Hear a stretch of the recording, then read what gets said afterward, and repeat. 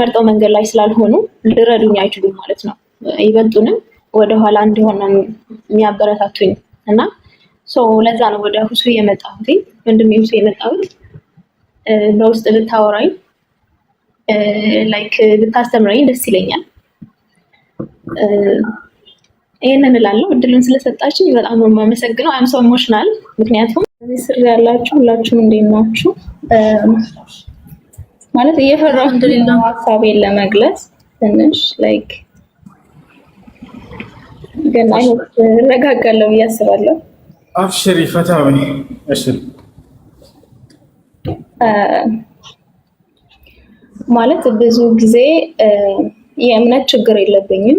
ላይክ እምነት ሳስበው ላይክ ድርጅት ብዬ ነው የማስበው። ላይክ በፊት ማለት ነው ኦርቶዶክስም ሆነ ጴንጤ የእምነት ድርጅት ነው ብዬ ነበር የማስበው። ላይክ ትኩረት አልሰጥም ብዙም እንትን አይደለሁም ዲፕሊ ገብቼበት አልመረመርኩትም። ግን በገባኝ ቁጥር ግን በፊት ላይክ ኦርቶዶክስ ሆኜ ሳለሁ የተለያዩ ነገሮች አሉ። አሁን ለምሳሌ ቤተክርስቲያን ላይ ሆኜ ስጸልይ ገብርኤልን ስጸልይ ማርያም ደግሞ የምትናደድብኝ ነበር የሚመስለው ልጅ ላይ ሆኜ ማለት ነው። እዚህ ጋር ማንም ሰው ጀጅ እንዲያደርገኝ አልፈልግም እየፈራው ስለሆነ ማለት ነውና እንደዚህ ሐሳቤን ብቻ ነው የምገልጸው። ኦኬ ሁላችሁም ማለት ነው። እና ላይክ ሰው የተለያየ ሐሳብ ስላለው ኮሜንቱን ብታጠፋ ደስ ይለኛል ምክንያቱም ስለሚረብሸኝ ማለት ነው። እና ልጅ ሆኜ ሲሄድ ላይክ ገብርኤል የሚናደድብኝ ይመስለኛል። ማርያም እንደዚህ አድርግልኝ ስል ደግሞ ማርያም የምትናደድብኝ ነበር የሚመስለኝ ልጅ ሆኜ ማለት ነው። ያኔ ምን ነበር የማደርገው እንደ ኦፕሽን የምጠቀመው ምን ነበረ? አንድ የፈጠርከኝ ፈጣሪ አለ፣ ይሄንን ህዝብ አለ አይደለም ቤተክርስቲያን ላይ ስትሆን ስትጸልይ ስፔሻሊ ይሄ ሐሳብ የፋሲካ ታይም ነበረ።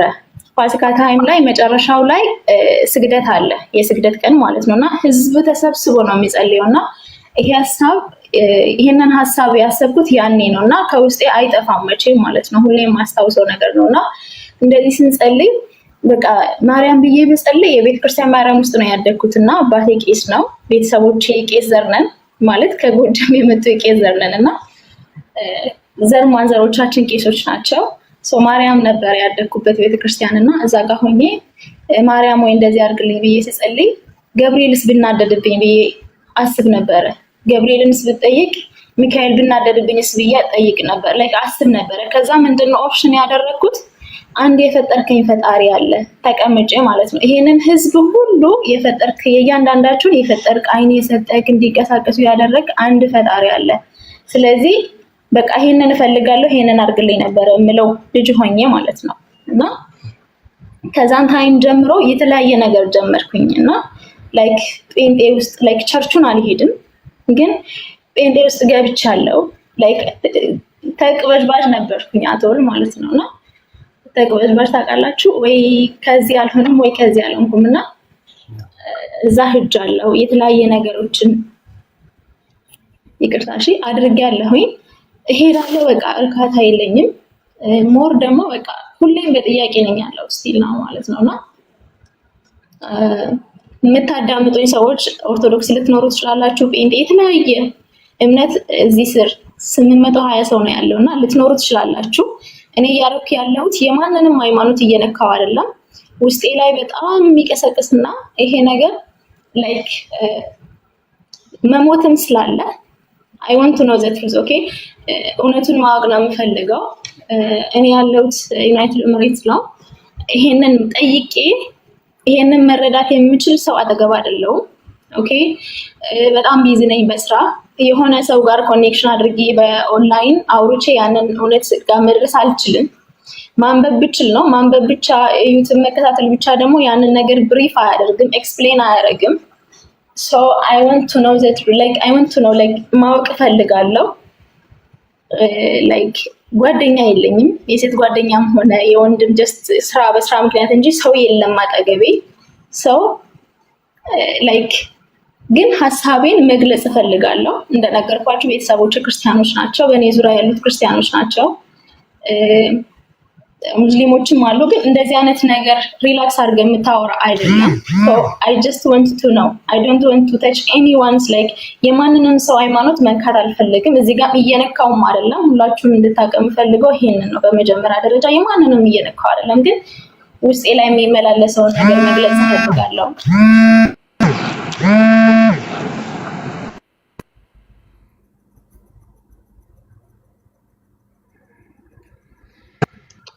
ይቅርታ ስልክ ገብቶብኝ ነው እና ይሄንን ማቆቻ ነው ስለምፈልግ ነው። እና በጣም እየተቅበዘበዝኩ ነበረ፣ በጣም ስቲል ነው አሁንም ማለት ነው። እና የሆነ ሰው ጋር እንዲያወራኝ ይፈልጋለሁ በግልጽኝነት።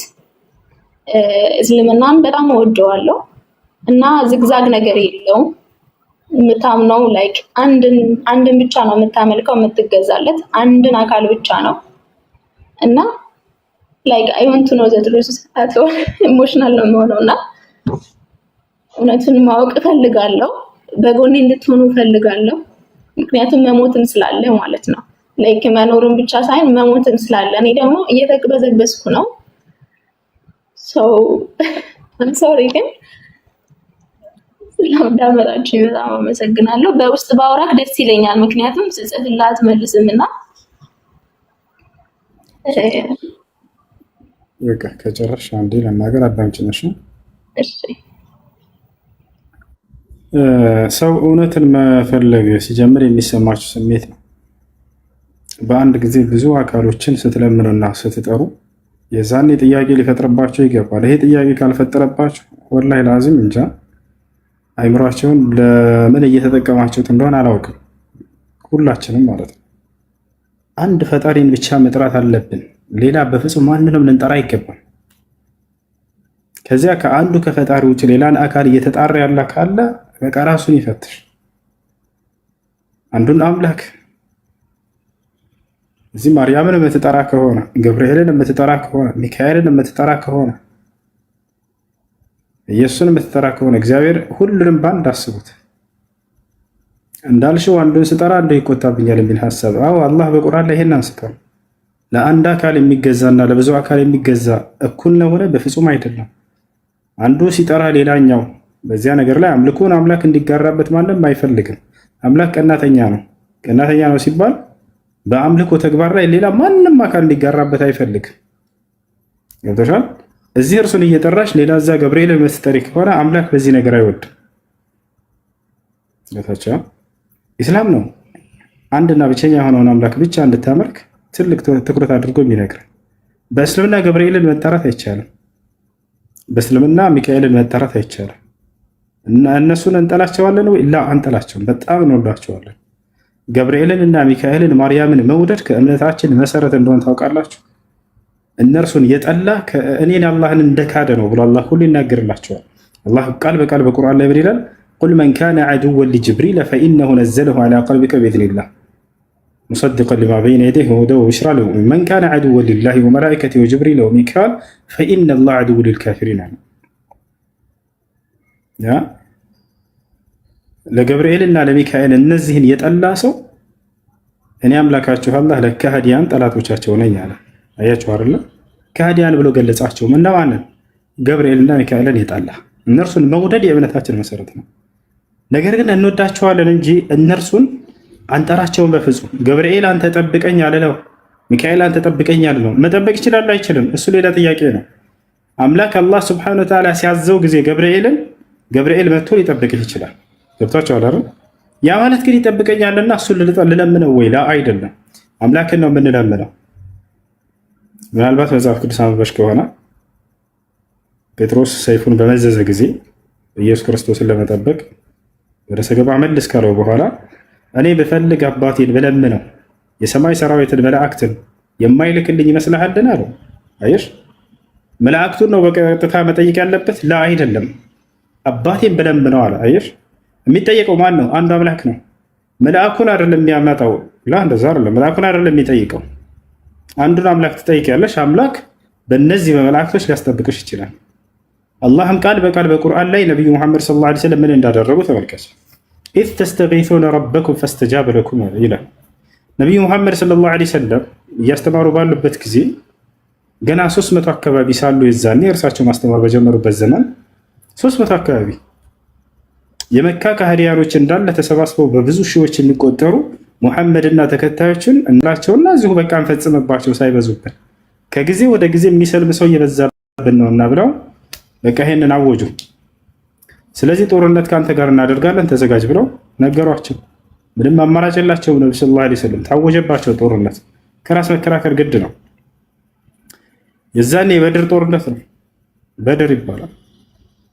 በዚያን ጊዜ ነቢያችን ሰለላሁ ዐለይሂ ወሰለምን ሊዋጓቸው በመጡ ጊዜ እነዚህ ጠላቶች በብዙ ሺህ ነው የሚቆጠሩት። ሰይፍ ይዘዋል፣ መሳሪያ ይዘዋል፣ ፈረስ አላቸው፣ ግመል አላቸው፣ ብዙ መዋጊያ መሳሪያዎችን ትጥቅ አሟልተው መጡ።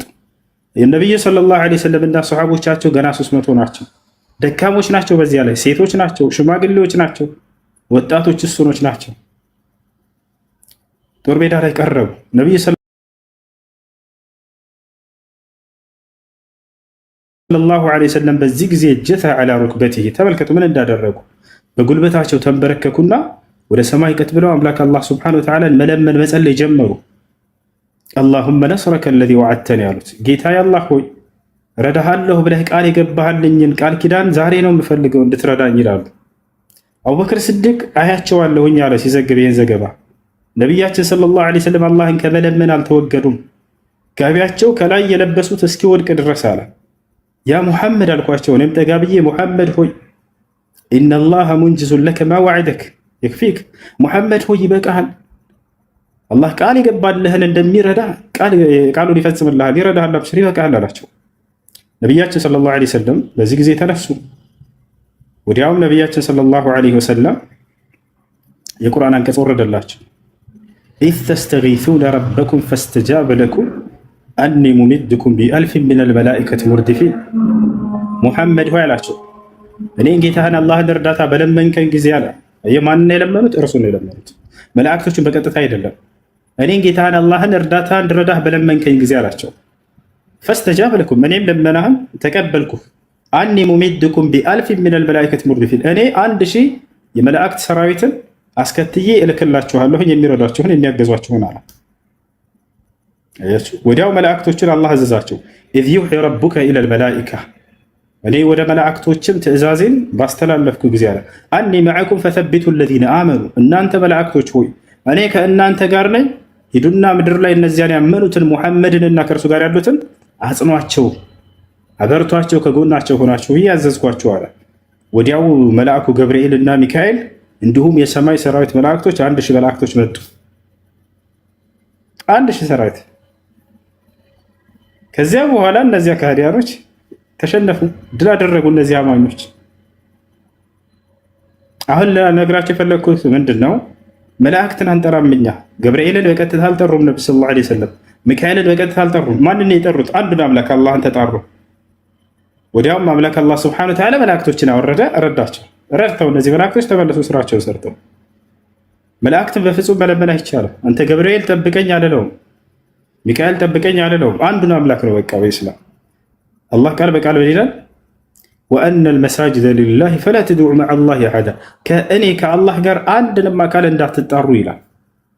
ስለነዚህ ስለ መላእክቶች ሲነግረን አላህ ስለ ገብርኤል፣ ስለ ሚካኤል፣ ስለ መሲሁ አጠቃሎ ሲናገር ለን የስተንኪፈ አልመሲሁ አን የኩነ ዐብደን ሊላሂ ወለል መላኢከቱል ሙቀረቡን አለ። ክርስቶስም ሆነ ልክ እንዲሁ የቅርብ ታላላቅ መላእክቶች እንደ ገብርኤል እና ሚካኤል ለእኔ ባሪያና አገልጋይ ከመሆን አይጸየፉም አለ። እናንተ ግን ከኔ ውጭ ተጠሯቸዋላችሁ እነዚህን ሶስት ነው። እነሱ ግን ለእኔ በጣም አገልጋዮች ናቸው፣ እኔን በጣም የሚገዙ የሚያመልኩ ናቸው አለ። ወለል መላኢከቱል ሙቀረቡን የቅርብ መላእክቶችን ብሎ የሚገልጸው ገብርኤልና ሚካኤልን ነው። ሰው እነዚህን ሲጠራ አላህ ስብሐነሁ ወተዓላ ምን አለ? እነዚህ የምትጠሯቸው ከእኔ ውጭ ለእኔ ባሪያ ከመሆን የማይጸየፉ ናቸው፣ እኔን የሚገዙ ናቸው። ስለዚህ ነው ሰላምን የፈለገ ረፍትን የፈለገ ያን አንዱን አምላክ ያምልክ። የመላእክትን አምላክ የሆነውን የነቢያት አምላክ የሆነውን የአብርሃም የኢስሐቅ የያዕቁብ አምላክ የሆነውን አንዱን አምላክ አላህ ስብሐነሁ ወተዓላ ወደ ማምለክ ይምጣ። ለዚህ ነው ነቢዩ ሙሐመድ ሰለላሁ ዐለይሂ ወሰለም ማስተማር ሲጀምሩ ምን ይሉ ነበር? ያ ቀውም ቁሉ ላ ኢላሃ ኢለላህ ቱፍሊሑ ይሏቸው ነበር። ህዝቦቼ ሆይ ከአንዱ አምላክ ከአላህ በስተቀር በእውነት የሚመለክ ሌላ አምላክ የለም ብላችሁ እመኑ ትድናላችሁ ይሏቸው ነበር። ነቢያችን ሰለላሁ ዐለይሂ ወሰለም ለዓለም እንደመላካቸው ለዓለም መንግስታቶች ሁሉ ደብዳቤን እያስጻፉ ይልኩ ነበር። ምን የሚል ደብዳቤ ነበር ሲያስጽፉ የነበረው? ቢስሚላህ ራሕማን ራሒም ሚን ሙሐመድን ረሱሊላህ ኢላ ዐዚም ሩም ሄራቅል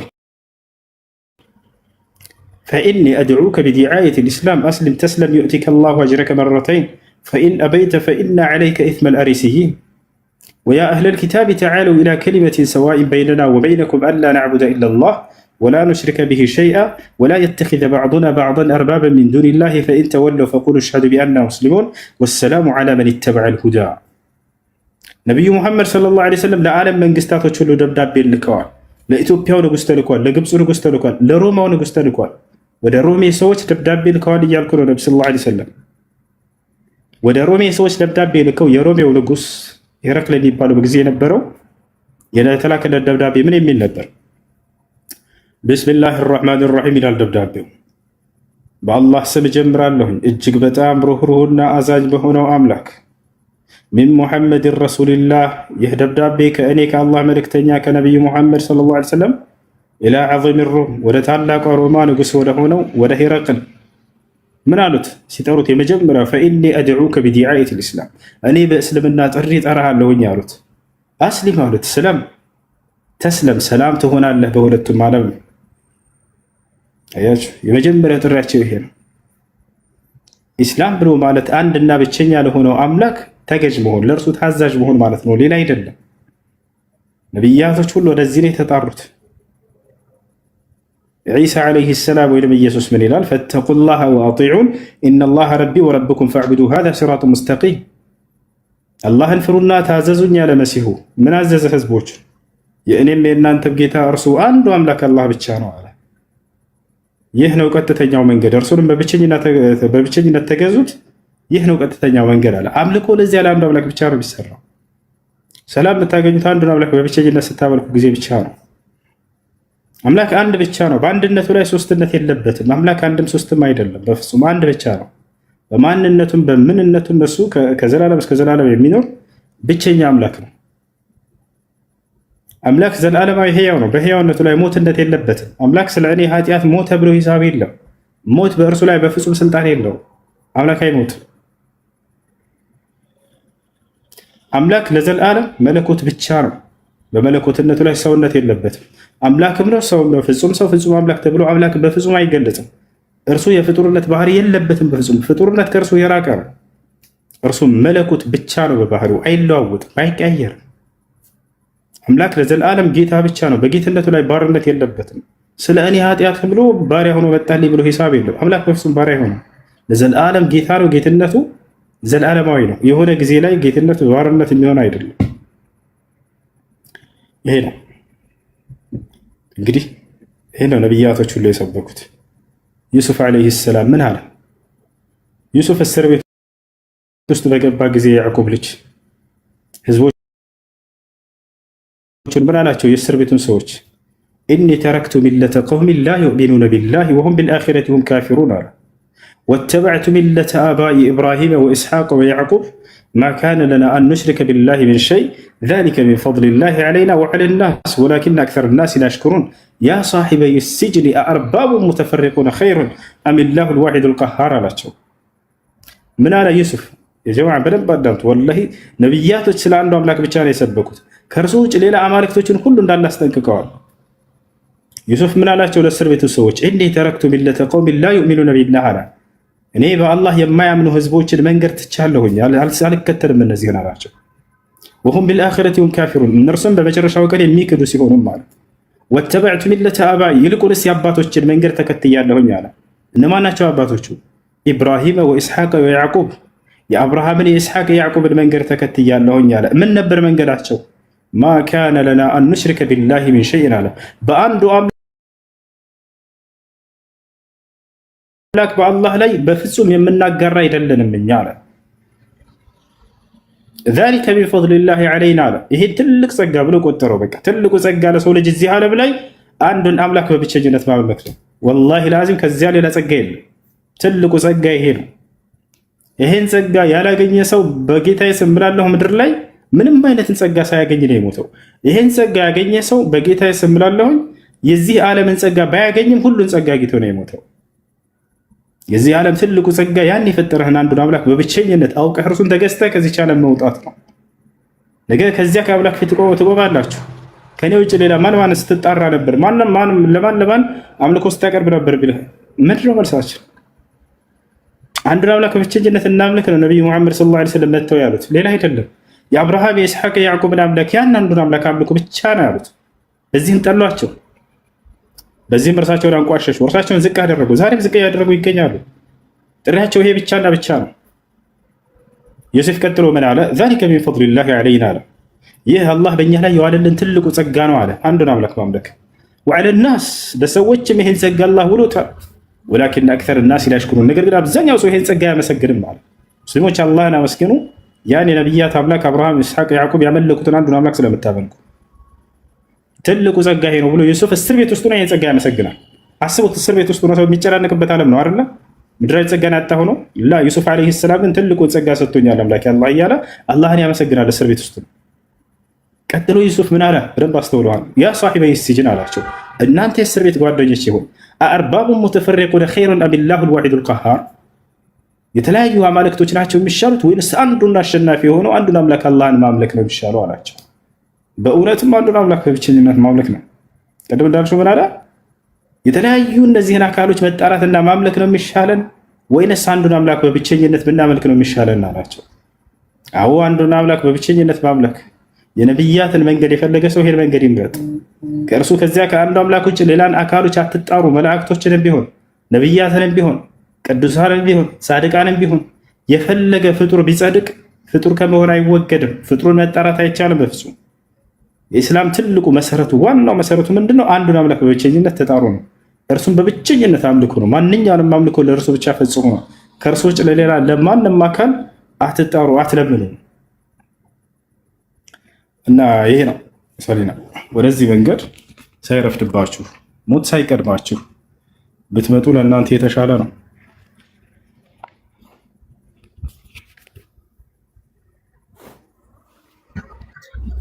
እሺ፣ በጣም ነው የማመሰግነው። በጣም ያክብርልኝ። ማለት አሁን እንደገና እዚህ ውስጥ ያላችሁ ሰዎች የማንንም እምነት አልነካውም። የራሴን ሀሳብና ውስጤ ላይ የሚመላለሰውን ነገር ብቻ ነው እየገለጽኩ ያለሁት። ለምን እንዳረግሽ የሚል ነገር ቢመጣም ደግሞ እጋፈጣለሁ። ምንም የምፈራው ነገር የለኝም። ግን እንድታውቁ የምፈልገው የማንንም እምነት አልነካውም፣ የማንንም ስም አልጠራውም። እኔ የፈለኩት ቀጥተኛ መንገዱን ነው። ስለዚህ ላይክ ከልጅነቴ ጀምሮ ቅድም ተናግሬያለሁ እና ከልጅነቴ ጀምሮ እኔ ጥያቄ ውስጥ የነበረውና እንደ አማራጭ መጨረሻ ላይ እንደ አማራጭ ብዬ የወሰድኩት የፈጠርከኝ አንድ ፈጣሪ አለ ብዬ ለምን አለምን እንደምል ነው መጀመሪያ የሆነው። ከዛም በኋላም ደግሞ ያው እምነት እንትን ብዬ አላውቅም። በጣም ረዥም ጊዜ ነው ቤት እምነት ከሄድኩኝ በጣም ረዥም ጊዜ ወደ 2 ዓመት ሊሆነኝ የትም ሂጄ አላውቅም። ምክንያቱም ጥያቄዎች ውስጤ ላይ ስለነበሩ የትም ሂጄ አላውቅም። በቤቴ ነው በቃ የፈጠርከኝ ፈጣሪ አለ ብዬ የምለምነው መጸለያው ሰው ላይክ ግን እንትን ድምዳሜ እፈልጋለሁ። ምክንያቱም መኖርም እንዳለ መሞትም ስላለ ድምዳሜ ስለምፈልግ ነው። የምረዳኝም አካልም ስለምፈልግ ነው። ምክንያቱም ባዕድ ሀገር ስላለሁኝ አጠገቤ ሰው የለም ስለ እምነት የሚመክረኝ፣ የመረጥኩትን መንገድ እንድጓዝ የሚያበረታታኝ፣ አብሮኝ የሚሄድ የለኝም። እንደነገርኳችሁ መጀመሪያ ላይ ደግሞ ቤተሰቦቼ እኔ አሁን በምመርጠው መንገድ ላይ ስላልሆኑ ሊረዱኝ አይችሉም ማለት ነው። ይበልጡንም ወደኋላ እንዲሆን ነው የሚያበረታቱኝ እና ለዛ ነው ወደ ሁሱ የመጣሁት። ወንድሜ ሁሱ የመጣሁት በውስጥ ብታወራኝ ላይክ ብታስተምረኝ ደስ ይለኛል። ይሄንን እላለሁ። እድሉን ስለሰጣችኝ በጣም ነው የማመሰግነው። አም ሶ ኢሞሽናል ምክንያቱም ረዥም ጊዜ ኦልሞስት 2 ዓመት የትም አልሄድኩም ተቀምጫለሁ። በዛ ላይ ደግሞ የሰው ሀገር ስትሆን አንድ መንገድ መምረጥ አለብህ። አንዱን አካል መጸለይ አለብህ፣ መለመን አለብህ፣ መገዛት አለብህ ለአንዱ አካል ማለት ነውና መጨረሻ መደምደሚያ ላይ የወሰድኩት አንዱን አምላክ ማምለክ፣ መገዛት ለሱ መኖርን ነው ያሳለፍኩት። ህይወት ማለት በህይወት መቅበዝበዝ ሳይሆን በልብ መቅበዝበዝ ላይ ነው እያሳለፍኩ ያለሁት። ይሄ ማለት አንዱን አካል እየለመንኩ ስላልሆነ ማለት ነው። ለአንዱ አካል ስላልተገዛው ወይ ክርስቲያን አልሆንኩም ወይ ሙስሊም አልሆንኩም። ሁለት መንታ መንገድ ላይ ስለቆምኩ ይሄንን ነው መቅበዝበዝ የምንለው። እናንተ ጋር ሆኜ ደግሞ ወደ ቀጥተኛ መንገድ እመጣለሁ ብዬ አስባለሁ። ስለሰጣችሁኝ እድል በጣም አመሰግናለሁ። በውስጥም ስለነበራችሁ ቴክስት ላይ ኮሜንት ጽፉም ስለነበረ በጣም ሪስፔክት ትዕግስታችሁ ኤቭሪቲንግ ሪስፔክት አደርጋለሁ። በጣም አመሰግናለሁ።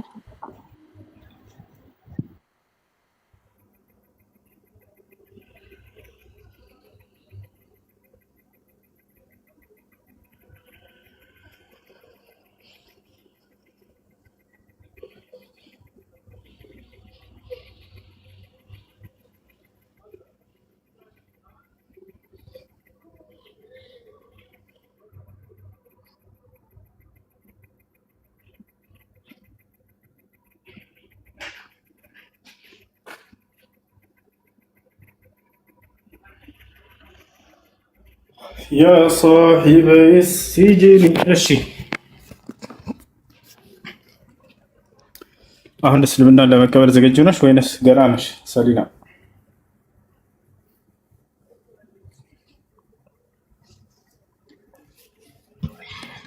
ይቅርታ ምንታውቂ ነበርና አንዳንድ የሚጠይቁ ጥያቄዎች አሉ። ከዛ ኔክስት እንትን ላይ ገስት ላይ ይመጣና በውስጥ እናውራና ከዛ ያን አይ ይቻላል። እሺ በውስጥ ጻፊ አስታውሽኝ ስወጣ ያለው። እሺ እሺ።